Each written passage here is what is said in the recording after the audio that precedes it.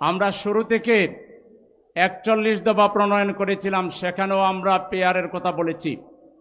এরপরে সংক্ষেপ করে আমরা ১০ দফা দিয়েছিলাম, সেখানেও আমরা পেয়ারের কথা বলেছি। কেন বলেছি? আমরা চাচ্ছি একটা ইনক্লুসিভ পার্লামেন্ট, যেখানে ছোট বড় সব রাজনৈতিক দল থাকবে এবং বাংলাদেশে প্রত্যেকটা নাগরিকের ভোটের মূল্যায়ন হবে, ভোটের অপচয় হবে না। আমরা আমাদের দলীয় স্বার্থ দেখছি না। আমরা অবাক হই, কিছু রাজনৈতিক দল জনগণের সমর্থন নিয়ে ক্ষমতায় যেতে চায়, কিন্তু জনগণের প্রকৃত মূল্যায়ন তারা করতে চায় না।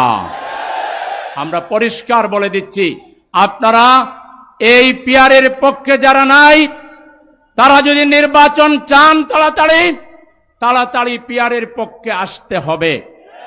আর যদি না আসেন, ইউনূস সরকার সাহেবকে আমরা বলবো, আপনারা গণভোট দেন। ৯০% উপরে মানুষ পিয়ারের পক্ষে, ৯০% মানুষের বিপক্ষে গিয়ে যেন তেন তামাশার নির্বাচন বাংলার জনগণ দেখতে চায় না। ২ নাম্বার, লেভেল প্লেইং ফিল্ড তৈরি করতে হবে। যে নেতারা বলছে দাড়ি পাল্লায় ভোট দিলে কেউ নিরাপদে বাড়ি যেতে পারবে না, সেই নেতাদেরকে ভোটের অযোগ্য ঘোষণা করে এদেরকে নির্বাচনের আগেই শাস্তি দিতে হবে। নির্বাচন কমিশনকে আরপিও সংশোধন করে এখন থেকেই কারা বাড়াবাড়ি করছে, কারা দেশের বিরুদ্ধে ষড়যন্ত্র করছে, আওয়ামী লীগের লোক বিএনপিতে ঢুকে যদি অতীত রাজনীতি করতে চায়, অতীত রাজনীতির জন্য হাসিনা যেভাবে অতীত হয়েছে, আপনারা অতীত হয়ে যাবে। বাংলাদেশের রাজনীতির মূল্যায়ন অতীত দিয়ে হবে না, ভবিষ্যৎ দিয়ে হবে।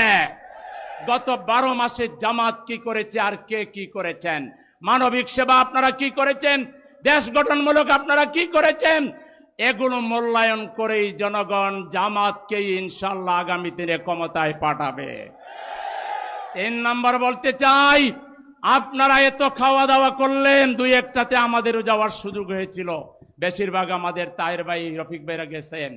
এত খাই দেই করে এখন বলেন আমাদের কোনো ক্ষমতা নাই, আমরা সনদকে আইনি ভিত্তি দিতে পারবো না, এই তামাশা বাংলার জনগণ মানবে না।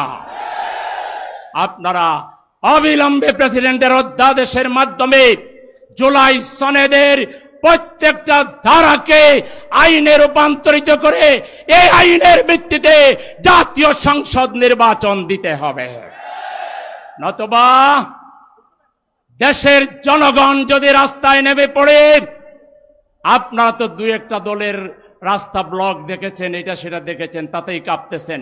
জামাতের নেতৃত্বে দেশের বেশিরভাগ মানুষ যদি রাস্তায় নেমে পড়ে, আপনারা ওই তামাশার আপনারা আমাদেরকে নির্বাচন বিরোধী মনে করবেন না। বাংলাদেশে সবার আগে নির্বাচনের প্রস্তুতি শুরু করেছে জামাতে ইসলামী। এখন নির্বাচন দেন, শুধু গ্যারান্টি দেন কোনো কারচুপি হবে না, লেভেল প্লেইং ফিল্ডের কোনো ঘাটতি হবে না। আমরা আগামীকাল নির্বাচন ঘোষণা করলে আমরা রাজি আছি। কিন্তু আবারও অতীতের মতো হাসিনা মার্কা নির্বাচন করে দেশকে ভারতের দাবেদার বানানোর কোন ষড়যন্ত্র আমরা মেনে নিতে পারি না। সঠিক ভোটের মাধ্যমে নির্বাচন না হলে যে দুর্বল সরকার হবে, বাংলাদেশের অর্থনীতি ভেঙে পড়বে, বাংলাদেশের রাজনীতিতে নতুন অশনি সংকেত দেখা দিবে, এটা বাংলাদেশে হতে আমরা দিতে পারি না।